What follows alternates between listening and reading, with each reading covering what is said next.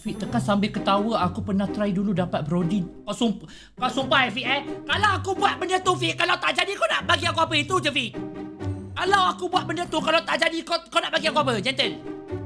Gentle Imut. Wah. Okay. Ria sekejap. Wah. Okay. Wah.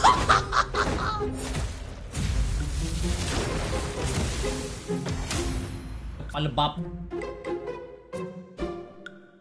Kepala bana je lah. Itu teori apa? Siap teori ketawa Patrick. Oh, sial busuk. Oh.